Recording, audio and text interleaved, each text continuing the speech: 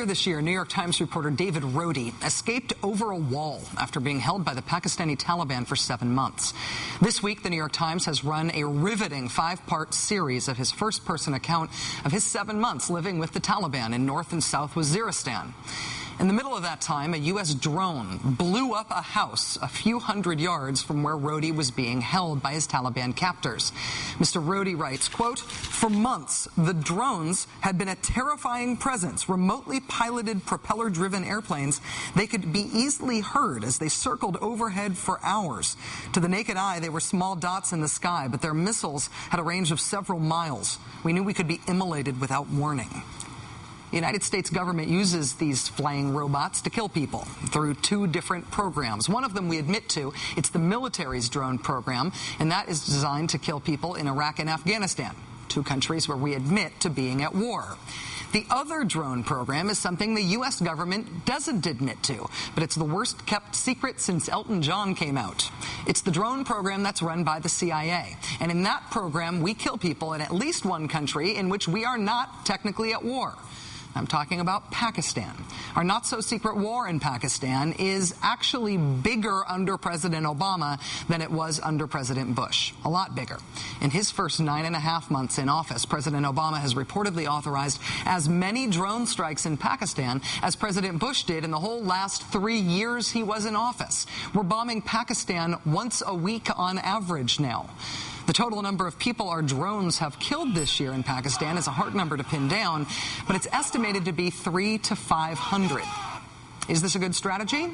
Well, drone proponents say it's essentially the only thing we've done since 9/11 that's been consistently effective against al-Qaeda. Drone strikes have killed the majority of the high-value targets on the CIA's most wanted list.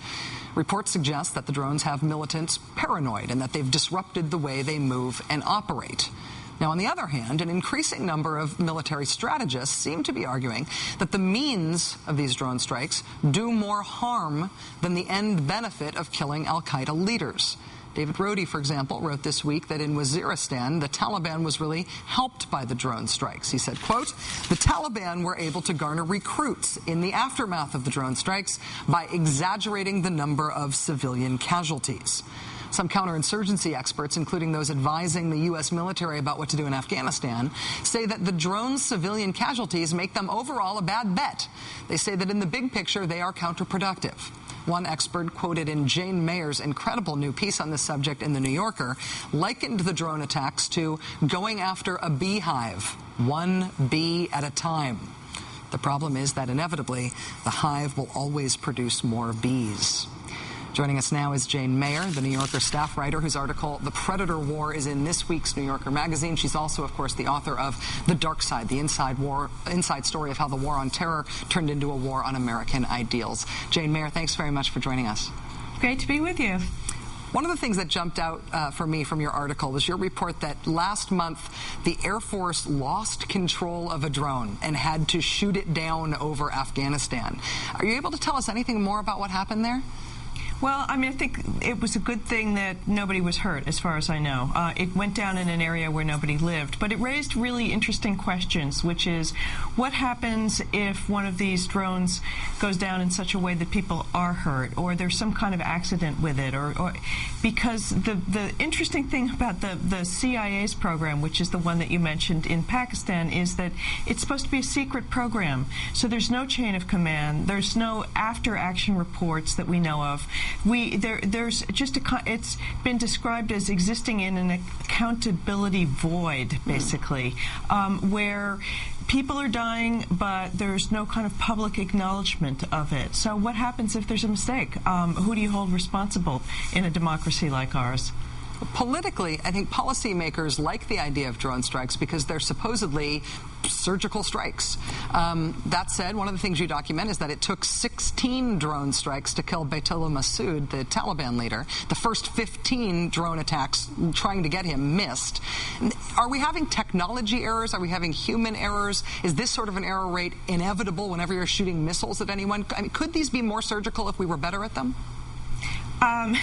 You know, I mean, the technology is a marvel. It's really incredible that they can see a target from 2 miles up, and they can shoot in the nighttime, too. They shoot these Hellfire missiles. I mean, it is an amazing program, but it is based always on human intelligence telling you which target to go after. So unless they actually can get good intelligence that it's based on, they'll wind up taking out the wrong people. And that's basically what's happened some of the time. They've gotten some tremendous success in killing al-Qaeda leaders. The CIA thinks that they've probably killed more than half of the top 20 that they wanted to take out. But at the same time, since 2006, they've killed between 750 and 1,000 people. Only, you know, so the number of al-Qaeda is a small fraction of all the people that they've killed. There's a lot of so-called collateral damage, and meaning some innocent people and some lesser people that really are, you know, as someone says in my story, don't necessarily deserve to have a Hellfire missile up their rear. So it's a program that people fear is going to have unintended consequences. It's going to become a propaganda tool for the Taliban, and it's going to create retaliation against the United States and maybe against Pakistan's government, which we're trying to prop up. I know that Pakistan wants its own drones. Do you think that in a few years we're going to see a lot of countries using these the way they are? Is this the warfare of the future?